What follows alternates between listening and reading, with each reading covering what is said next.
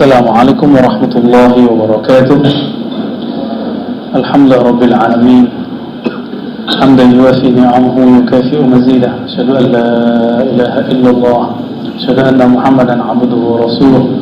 Allahumma shalli ala sayyidina Muhammad sayyidil awwalin wal akhirin wa ala alihi wa ashabihi wal baitihi wa dzurriyyatihi ajma'in wa ba'd. اللهم فقهنا في الدين وعلمنا التأويل وافتح لنا ربنا كما فتحت لعبادك الصالحين وأخرجنا من ظلمات الوهم والجهل والمعرفة والعلم آمين رب العالمين. Baik Bapak Saudara ikhwan akhwat fillah, kita masih di bab Riyadatul Nafs, riyadah latihan nafs diri, melatih jiwa. Namun kita sampai di fasal yang ketiga, Alamatul Maradil Qalb, tanda-tanda indikasi kalbu itu berpenyakit, lalu cara kembali kepada normal, kepada sehat, lalu jalan pintas supaya dia sehat. Maka di sini nanti ada satu bab, satu fasal kecil mengenai perlukah bermursyid. Jika di sekolah ada guru, di kampus ada dosen, di MUI ada mufti, dalam ilmu akidah ada imam mutakallim, ahli kalam, muwahhid, ahli tauhid. Maka dalam bab ilmu rohani ada yang disebut murabbi, mursyid. Tergantung tugasnya apa. Tarbiyah mendidik rohani, maka disebut murabbi. Maka istilah murabbi pada dasarnya istilah ahli qalbu, bukan istilah pergerakan kampus. Namun kenapa kemudian menjadi populer di kampus? Karena pergerakan kampus itu diwarnai oleh gerakan Ikhwanul Muslimin yang tadinya berasal dari tarekat Khasafiyah, yang mursyidnya adalah Syekh Hasan Al-Banna. Ya, Khasafiyah itu furu' dari Syadziliyah, cabang Syadziliyah. Jadi tarekat itu ketika sampai di Syekh Fulan, lalu dia buat semacam sistem yang kemudian sesuai dengan zamannya, maka dia disebut mujaddid, pembaharu di jalur itu. Disebutlah Syadziliyah Khasafiyah. Dari mana tahu itu? Dari kitabnya Syekh Hasan Al-Banna sendiri, ya. Ad-Da'i, ya. Ad-Da'wah wa Da'iyah kalau nggak salah kitabnya, ya. Sudah ada PDF-nya itu, ada wiki ikhwan, kita bisa download PDF-nya. Kalau di Indonesia kita sebut kiai, ya. Dulu, kalau sekarang kiai sembarangan aja, ya. Orang pakai serban aja panggil kiai sekarang. Dulu kalau dia keturunan Rasulullah dipanggil Habib.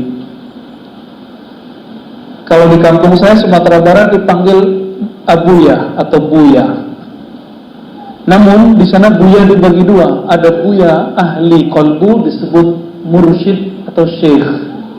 Jadi di sana di kampung saya yang digelari syekh itu cuma yang dapat ijazah tarekat. Sampai ke Aceh, sampai ke Riau, sampai ke Sumatera Utara, Jambi, Palembang yang dapat gelar syekh itu cuma yang dapat ijazah kemursidan dalam tarekat tertentu. Jadi kalau di sini kita baru kenal aja manggil syekh gitu ya. Emang di Arab begitu. Ya. Guru kita muhaddis Syekh Muhammad Badi Said Al-Laham manggil kami syekh, ya Syekh Razi. Ya, saya kaget panggil Syekh Razi. Tadi kita GR2 ya. Padahal di Damaskus biasa aja orang manggil itu syekh kita berasal dari sana, ya. Lalu jadi perkampung beda. Kalau di India, Pakistan, Bangladesh dipanggil Mullah atau Maulana. Dan itu gelar itu dipakai di Persia, dipakai di Turki. Maka kalau kita ketemu masyayikh sana kita panggil Maulana. Bahkan kalau di Uzbek itu sebagian manggilnya Ka'batullah, Babullah. Itu sebutan-sebutan guru. Ka'batullah artinya poros. Kalau ingin mendekati Allah, maka belajarlah kepada orang ini, mendekatlah kepada orang ini. Kalau di daerah Melayu hampir semuanya menyebut tuan guru, ya. Tuan guru. Tuan guru ternyata dari bahasa Arab, Sayyidi, Syekh. Sayyidi tuanku, Syekh guru. Sama, ya. Yang Betawi itu dulu nggak ada gelar kiai, yang ada cuma muallim. Maka dulu ada kita kenal muallim Syafi'i, muallim Azhari, muallim Jauhari, muallim Marzuki, ada namanya Syekh Marzuki, itu keturunan Thailand, tapi udah turunan kesekian, maka dia disebut Syekh Marzuki Al-Batawi As-Siyami At-Thailandi, gitu sebutannya. Saya ketemu nama beliau itu di daftar guru dari gurunya Syekh Yasin. Jadi Syekh Yasin berguru ke ulama Sarawak, namanya Syekh Syekh Yasin punya guru Syekh Marzuki. Syekh Marzuki berguru ke ulama Sarawak, Syekh Utsman Sarawak, ya. Jadi terhubungnya dari jalur itu. Jadi ternyata mereka menyebut ahli hadis Syekh. Dalam tradisi ahli hadis, orang dapat ijazah ke Syekh, ijazah aja, ya. Dan ini beda-beda. Jadi teman-teman semua, ikhwan akhwat fillah, kawan-kawan, perbedaan tempat, beda istilah, ya. Kalau orang selesai disertasi, diuji, gelarnya doktor. Di mana tuh? Di kampus atau di surau atau di sini? Di kampus. S2 magister, ya. Bisa nggak saya belum selesai doktor terus dipanggil doktor, terus dikasih dalam kurung CA kandidat? Itu bohong, nggak boleh sebenarnya, nggak usah. Maka antum semuanya mursyid, syekh dalam kurung kandidat gitu ya, nggak usah. Untuk apa gelar itu? Kalau memang kita nggak punya, tapi kalau orang nulis ya, kalau perlu kita tegur, saya belum gitu ya. Malu nggak? Saya sebelum dulu doktor, ditulis orang doktor, saya malu dipanggil doktor, karena itu bukan makomnya kita. Begitu juga dalam tradisi ilmu rohani. Di ilmu rohani itu juga ada latihannya, ada ujiannya, ada pekerjaan rumahnya, ada disertasinya, tapi bukan disertasinya nulis, tapi nulisnya di kolbu, ujiannya di kolbu. Maka orang-orang yang lolos itu dikasih ijazah sama gurunya. Ijazah itu disebut ijazatul irsyad, ijazah sebagai mursyid. Dikarilah misalnya mursyid, syekh, begitu ya. Jadi nanti akan ada bab di situ. Oke teman-teman, sebelum sampai ke sana, pengantarnya adalah apa kata beliau, Syekh Ibnu Qudamah Al-Maqdisi yang meringkas karya Imam Ibnu Jauzi. Ibnu Jauzi meringkas Ihya Ulumuddin. Apa kata beliau? Kullu 'adlin khuliqa li fi'lin khas. Semua anggota tubuh ini, anggota batin bahkan, dia punya tugas yang beda-beda. Maka ketika cara cek organ kolbu saya itu bermasalah enggak? Fa'alamatuhu, ciri-ciri kalau dia bermasalah, ada penyakit di dalamnya, ayyata'azzar minhu dzalikal fi'l, dia terhalang atau tidak sanggup untuk menunaikan tugasnya. Tugas kolbu apa? Mengingat Allah. Kenapa ketika sholat kita susah khusyuk? Berarti ada yang tidak beres di kolbunya. Seperti antum itu ketika kerja gak bisa fokus, gak bisa ngetik, ada masalah di badannya. Mungkin badannya gak sehat, atau pikirannya lagi terganggu, lagi stres. Maka yang harus dilakukan apa? Rehat sebentar. Ada rehat yang bisa dibuat sendiri, ada yang tidak. Kalau sakitnya sudah parah, harus diinap, itu cukup nggak pakai Panadol? Cukup nggak pakai habatus sauda? Cukup nggak pakai ruqyah? Enggak, harus datang ke dokter. Datang ke dokter. Begitu juga ketika kolbu itu sudah berhari-hari tidak khusyuk, mesti cari guru yang bisa mengajarkan khusyuk. Kolbu itu gak konek-konek zikir kok gak enak, zikir kok gak enak, baca Quran kok gak nikmat, antum itu udah wajib. Kalau gak disebut zalim. Nah ini makna dari sini. Kalau tidak, maka ada indikator kalau kolbu itu sudah dikuasai oleh cinta selain Allah Ta'ala. Kolbu yang sehat cintanya cuma kepada Allah, cenderungnya cuma kepada Allah. Ketika kolbu sudah tidak cinta kepada Allah, maka dia mengalami penyakit-penyakit rohani yang lain. Maka beliau katakan, ya, kita loncat aja kalimatnya, annal insana arafa kulla syai'. Seandainya manusia itu mengenal segala sesuatu, lakin lam ya'rifillah, tapi tidak kenal Allah Ta'ala, ka'annahu lam ya'rif syai'an. Sama aja dia dengan tidak kenal sesuatu. Teman-teman semua, Nabiullah Adam alaihissalatu wassalam, Allah ketika mengatakan wa 'allama Adam al-asma'a kullaha, kami ajarkan semua nama kepada Nabi Adam. Tapi sebelum itu Nabi Adam itu mengenal Allah dulu.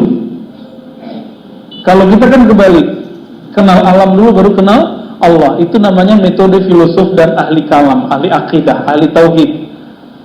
Melihat alam, melihat teks, melihat tulisan, kemudian ada teori tentang Allah atau alam ini bukti Allah. Ini beda ahli qalbu dengan ahli akidah. Ahli akidah kita sebut ahli kalam, Muslim teologi Muslim, teolog Muslim. Mereka buat hujah-hujah akliyah, alasan-alasan rasio. Misalnya alam ini ada, pasti ada yang mengadakannya. Siapa yang mengadakannya? Oh, nggak mungkin kamu, nggak mungkin gitu. Akhirnya sampailah kepada Allah. Itu namanya hujah akliyah. Mengenal Allah tapi bukan dari Allahnya, tapi dari makhluk Allah. Sama dengan kita mau mengetahui suatu makanan, misalnya kita mau tahu namanya, kalau di Betawi minuman apa tuh namanya? Bir peletok. Mau tahu bir peletok, tapi kemudian nggak ada contohnya. Akhirnya kita kasih tahu, bir peletok itu mirip kayak jahit, tapi dikasih pewarna alami dari pohon tertentu misalnya. Rasanya kira-kira begini. Lalu kita ingat, kira-kira oh iya. Akhirnya masuk dalam pikiran, ini yang disebut ma'qul, dapat dicerna oleh akal. Teman-teman semua, lihat beda. Ketika antum mau mengenalkan bir peletok sama saya, terus bawa langsung, nih loh Ustaz, bir yang halal, nah, kan aneh tuh, bir kok halal? Lalu saya coba langsung, oh terasa, ini penugasan nggak? Justru saya yang akan jelasin nanti. Oh rasanya begini ya. Nah ini bedanya antara ahli qalbu dengan ahli akal. Kira-kira lebih keren yang mana? Lebih kok keren yang qalbu. Kenapa orang nggak mau naik ke situ?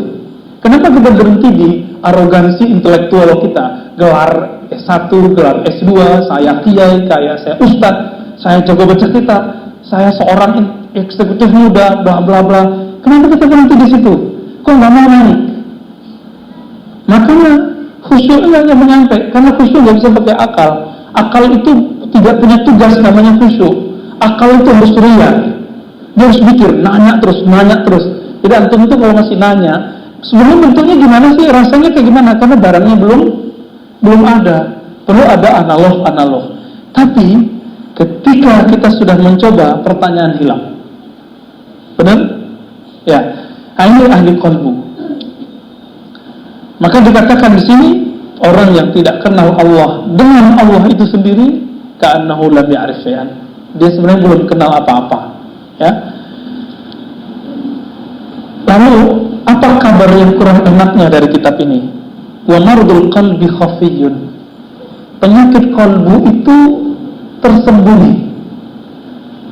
Kalau kita datang ke dokter bilang kamu punya penyakit di dalam. Apa di dalamnya? Bisa di jantung, bisa di paru, bisa di macam-macam. Ribet nggak tuh? Cara ngeceknya, masuk lab dulu, diperiksa lagi, nunggu lagi hasilnya, diagnosanya panjang. Teman-teman semua, begitu juga orang yang punya penyakit kalbu. Itu dokter umum nggak tahu, sama ustadz umum nggak tahu ilmu tentang penyakit kalbu. Terus siapa yang tahu? Yang tahu yang ahli kalbu. Emang bisa. Kalbu itu bukan gaib. Kalbu itu sama kita ada. Seperti saya misalnya, anggap saya jago bahasa Arab, lalu antum ada yang buka muqaddimah, innal hamdulillah, benar apa salah? Innal hamdulillah, benar apa salah? Yang ngerti bahasa Arab bilang salah. Kenapa? Inna bikin kasrohnya bukan kasroh, hukumnya menjadi mansub. Alamat mansubnya berbaris fathah. Innal hamda lillah, gitu. Ketika ada orang baca innal hamdulillah, bisa jadi kemungkinannya dia salah kalau sesekali. Tapi kalau tiap kali pembukaan muqaddimah innal hamdulillah, ada masalah enggak?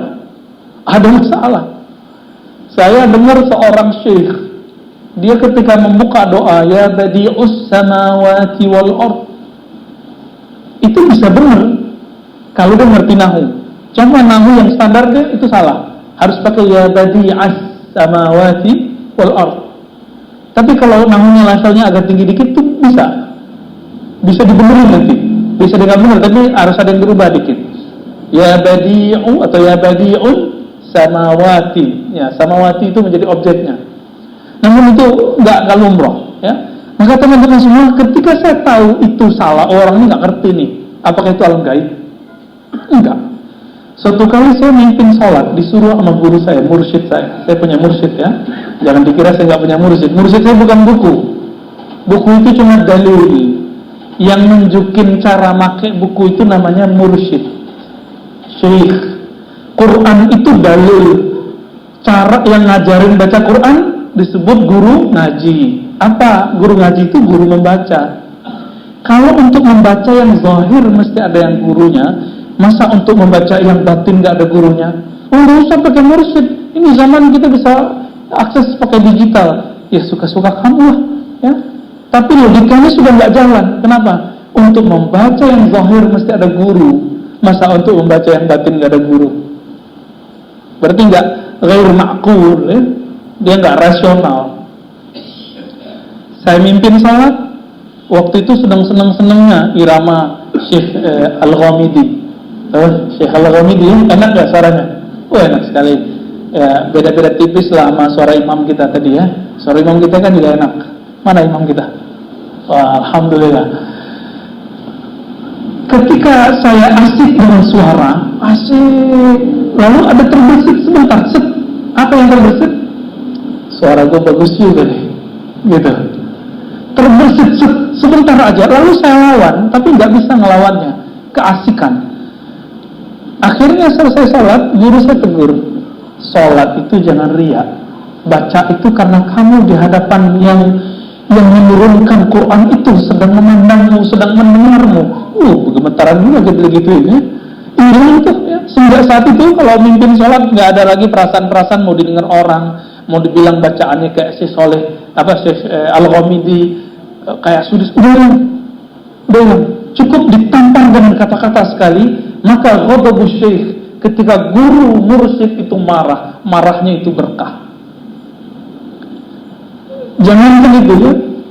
Allah yarham Syekhuna Ali Mustafa Yaqub, ahli hadis Indonesia. Saya dulu disuruh nulis makalah pendek berbahasa Arab itu first time, ya, awal pertama kali saya menulis dalam bahasa Arab. Tahun berapa saya lupa, ya. Tulis karena muhadarahnya dalam bahasa Arab. Terus saya tulis, tapi kalau nulis waw dalam bahasa Arab tuh waw harus digabung sama kalimat setelahnya, dipepet, spasinya nggak ada. Karena kita baru ngerti malam itu juga, saya nggak pakai attitude itu, ya. Kita ajukanlah ke Kiai Syekh Ali Mustafa Yaqub. Itu makalah cuma dilihat bentar langsung dibanting. Walaupun yang dibanting itu kertas, tapi jantung saya sampai sekarang itu ingat. Maka sampai sekarang alhamdulillah kalau nulis berbahasa Arab lancar. Kenapa? Jadi ketika guru itu marah, dia bentak kita, dia pukul meja, itu yang terpukul adalah rohani kita bangkit. Maka teman-teman semua ingat, ini perkataan ahli hadis yang dipakai oleh semua ahli mazhab, ahli aqidah dan ahli zikir, ahli tarekat. Apa kata ulama masyaikhul sunnah, masyaikhul hadis? Isbir ala jafa'is syekh. Salah satu adab berguru adalah sabarlah terhadap sikap keras dari seorang guru. Kadang guru-guru kita keras, jangan langsung mencela-mencela. Wah, ini guru kita emosional, berarti bukan mursyidku, pergi. Nanti ketemu guru lagi, pergi, begitu, ya. Imam Junaid menguji muridnya tahu nggak dengan cara apa? Dengan cara menanyakan hal-hal yang nggak pantas. Imam Junaid dulu salah satu yang nggak pantas bagi seorang syekh adalah menanyakan sarungnya di mana. Aina izari, di mana sarungku? Nanya gitu doang nggak pantas, karena masih zaman sawaf, itu zaman sensitif. Udah nggak pantas, sama kayak nanyakan di mana celana dalamku, gitu sama. Ya, sekarang begitu modelnya. Pantas nggak nanya ke orang begitu? mau punya kita kok nanya ke orang, langsung pada bubar. Muridnya di sekitar bubar semua. Maka beliau tahu, oh, ini bukan, dia itu simpatisan, bukan muridku. Jadi murid itu terbagi dua. Nah, kalau mau cari guru, kita pandang dulu diri kita. Murid terbagi dua. Ada murid yang shadiq, murid yang jujur, yang serius, yang sungguh-sungguh, disebut murid yang shadiq. Yang murid ini dia mewarisi sifat Abu Bakar As-Siddiq dan Khuzaimah ibn Thabit, sahabat Rasulullah. Nabi belum ngomong itu langsung percaya, apalagi kalau Nabi ngomong. Nah, ini dua sahabat ini punya karakter, namanya karakter siddiqiyah, membenarkan gurunya. Beda dengan fanatisme.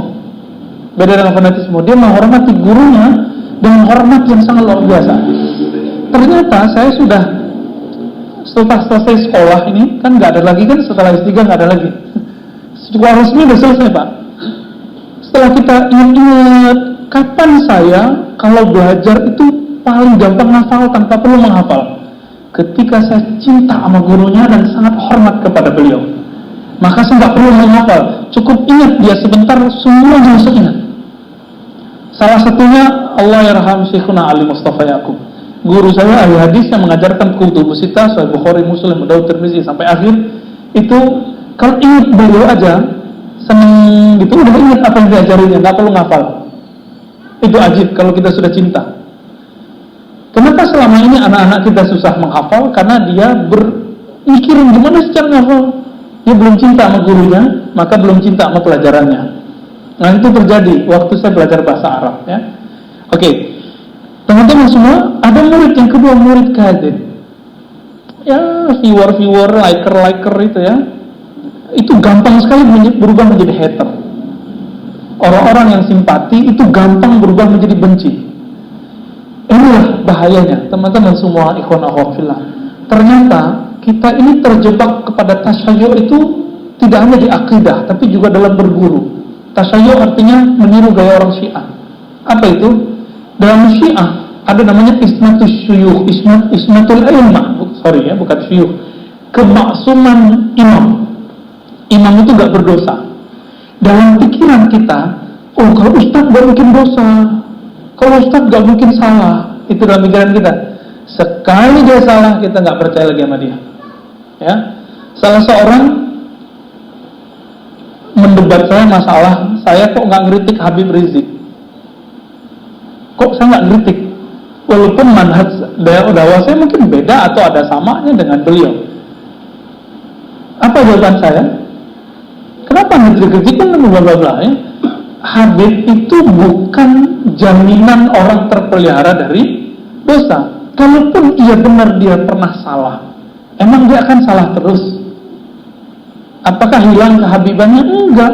Siapa tahu taubatnya sampai sekarang melebihi antum semua. Dia beristighfar dan nangis, siapa tahu, kita kan nggak ngerti. Ya. Jadi ketika ada orang figur-figur yang kemudian terlibat dalam satu kesalahan dosa, jangan kemudian membuat kita mengatakan, wah, itu bohong, munafik. Belum tentu. Siapa tahu dia dengan dosa sedikit itu langsung kemudian sadar dan bisa nangis sampai matinya. Masih ingat cerita yang saya sampaikan mengenai kisah Imam Sarri Saqati. Imam Sarri Saqati guru Imam Junaid dulu, Pak, ya. Beliau itu istighfar bukan dari dosa fisik lagi. Istighfarnya dari dosa apa? Dosa qalbu. Qalbu yang bagaimana?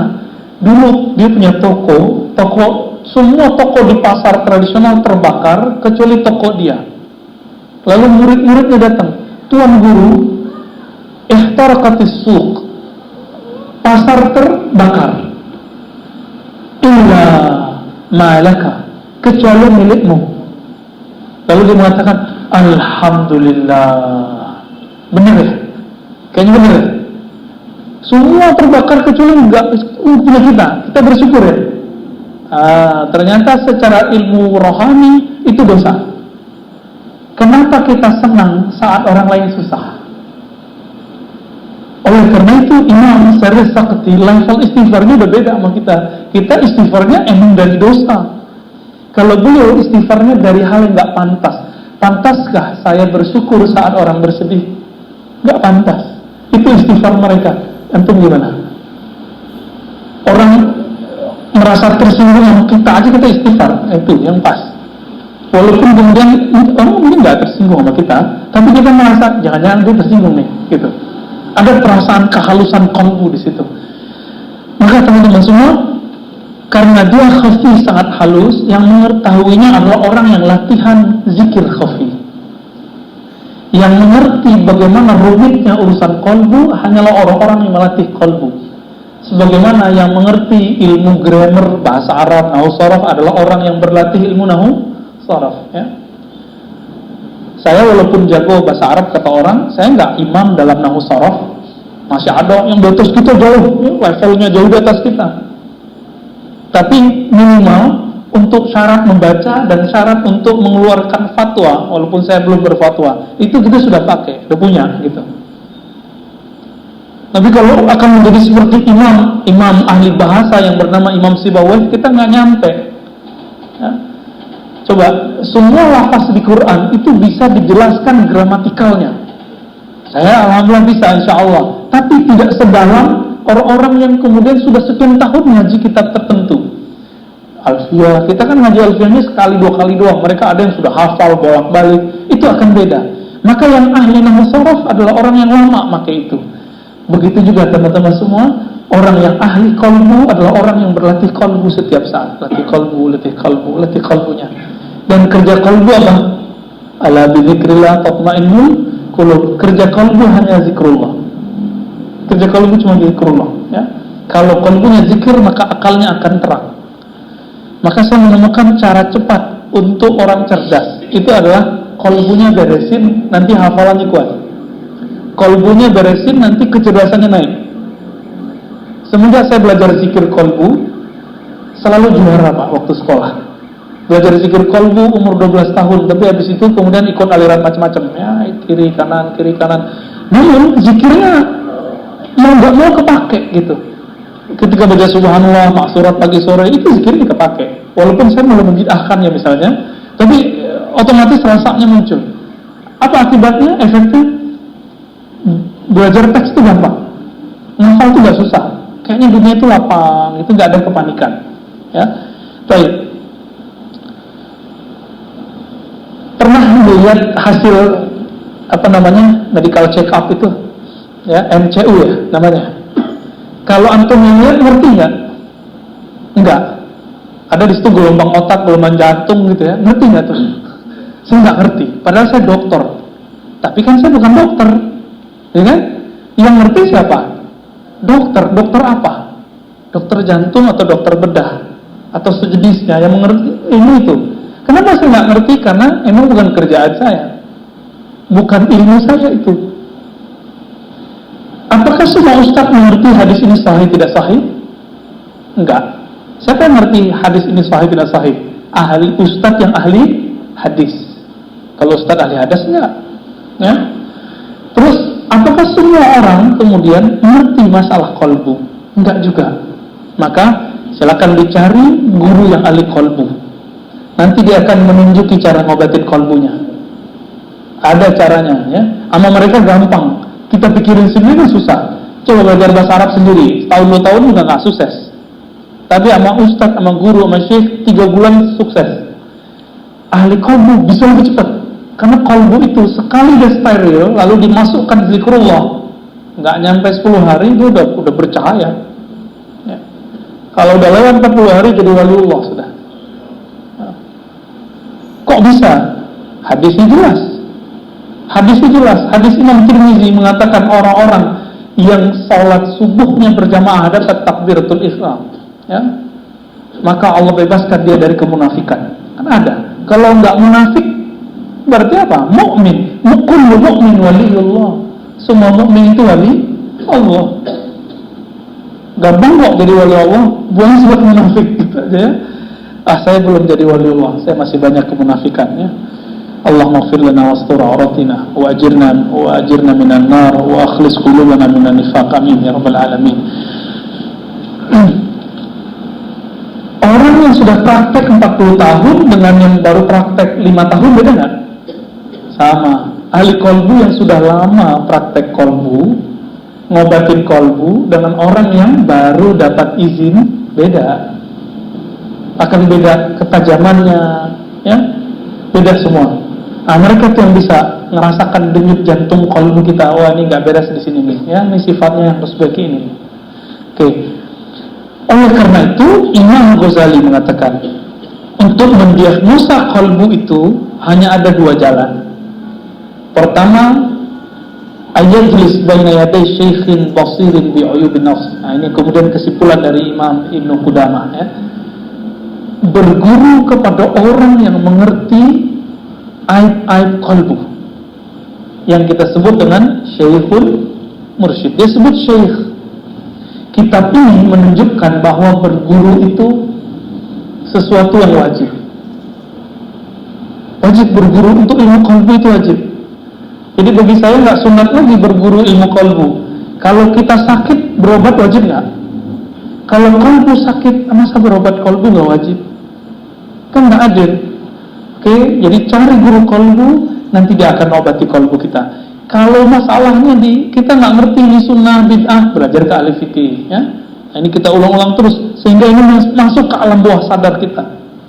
Ini untuk mengingatkan orang-orang yang mengatakan tidak usah berguru, langsung aja ke kitab dan sunnah. Itu kalimat yang tidak benar. Karena yang mengerti kitab sunnah itu guru bukan? Guru. Langsung aja ke buku hadis sahih mengenai zikir pagi, sore, dan petang. Ya nggak bisa. Emang Nabi zikirnya begitu? Belum tentu kan? Susunannya seperti itu dari Nabi. Itu kan susunan dia aja, orang-orang yang nulis buku itu. Oke. Kalau nggak ketemu gimana? Misalnya kita nggak ketemu nih guru, belum dapat atau belum seret nih lagi nyari guru, maka carilah teman yang bisa menegur sifat buruk kita. Jadi ternyata teman-teman semua, yang disebut sahib, orang yang berhak dijadikan sahabat, itu bukan memuji-muji kita. Tapi sahabat terbaik itu orang yang berani menegur dan nasihatin, walaupun pahit. Selama ini menurut kita teman siapa? Orang yang muji, giliran senang dia datang. Cek nanti ya. Ketika kita terpuruk dia masih ada nggak sama kita? Kalau dia nggak ada, dia bukan teman. Ketika kita terjebak salah, lalu dia ingetin, ini sahabat kita bener ini. Kalau nggak ketemu mursyid, carilah sahabat yang seperti ini. Namun ketemu sahabat begini gimana? Susah nggak? Kayaknya susah ya. Ciri-ciri antum bisa jadi sahabat, kawan, tidak membicarakan keburukan kawan di belakang. Udah level itu belum? Kalau sudah level itu, antum paling berhak menjadi asisten syekh ini. Ya, walaupun gak ketemu mursyid, dia bisa menjadi khalifahnya. Ya. Apa kata Sayyidina Umar radhiyallahu ta'ala anhu? Ini level Umar loh ya. Rahimallahu amra'an ahada ilaina uyubana. Sungguh dapat rahmat Allah, beruntunglah orang-orang yang menunjuki kami, mengajak kami, mengajarkan kami, mengingatkan kami aib-aib kami. Maka bermursyid menurut saya itu wajib ya. Kalau kita ketemu dokter cuma dinasehatin atau dikasih obat? Dikasih obat ya? Mursyid itu bedanya sama ustadz di situ.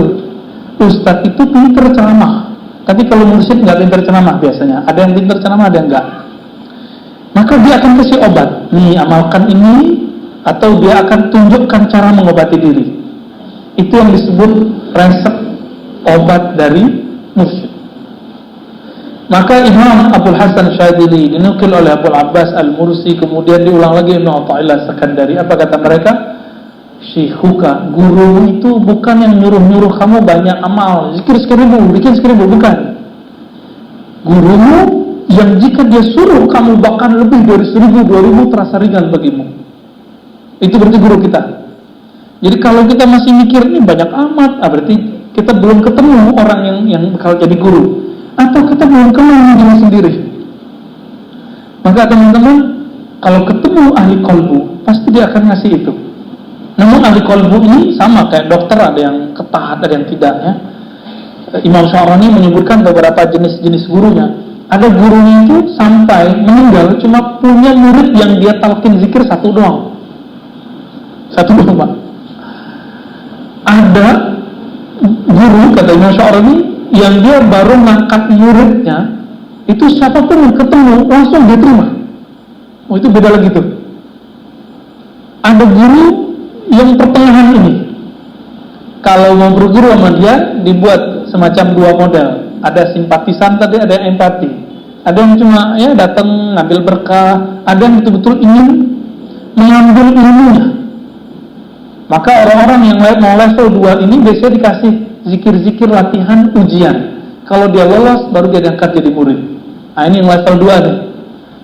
Ini yang bagus, yang level 2 yang bagus.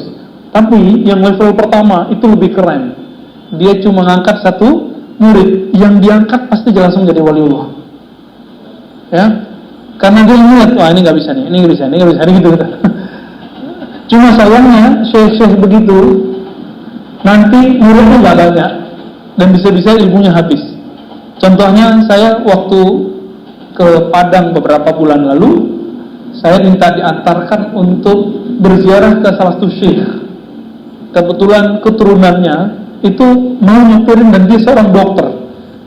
Dokter ternyata keturunan seorang ulama wali Allah, mursyid tarekat Naqsyabandiyah. Tapi bukan yang puasa-puasa duluan itu ya, itu nggak mau tabar itu. Tapi ilmunya ada emang, cuma kita susah terima ya. Sampailah saya di sana, lalu kita kemudian pelajari kisahnya. Oh, ternyata beliau itu nggak mau ngangkat murid kecuali muridnya jago baca kitab gundul, Pak. Kalau nggak diangkat jadi pengganti. Sampai meninggal belum nggak ketemu. Ya sudah, meninggal ilmunya dibawa mati langsung. Nah, lain dengan guru dari gurunya saya, namanya Maulana Syekh Ayas Sultani An-Naqsyabandi. Beliau itu ahli baca kitab ini. Udah punya murid banyak, tapi nggak ada yang bisa mewarisi ilmu rohaninya kecuali seorang anak muda namanya Muhammad Nuruddin. Tapi nggak bisa tulis baca, cuma bisa baca Quran. Tapi kolbunya tajam, kolbunya lebih tajam, bahkan lebih tajam dari gurunya. Akhirnya dipanggil, diserahkanlah pimpinan rohani itu kepada beliau. Lalu saya berguru kepada beliau, dan beliau wafat waktu saya masih kecil, masih umur 12 tahun. Kemudian saya berguru ke muridnya, namanya Maulana Kasril.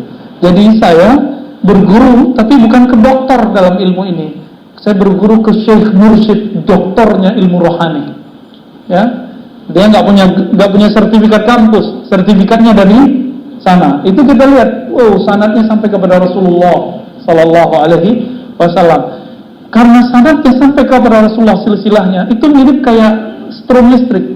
Ketika ditancapin kontaknya, nyambung gitu, sama. Nah, ini ciri-ciri. Mau tahu mursyid yang dapat izin?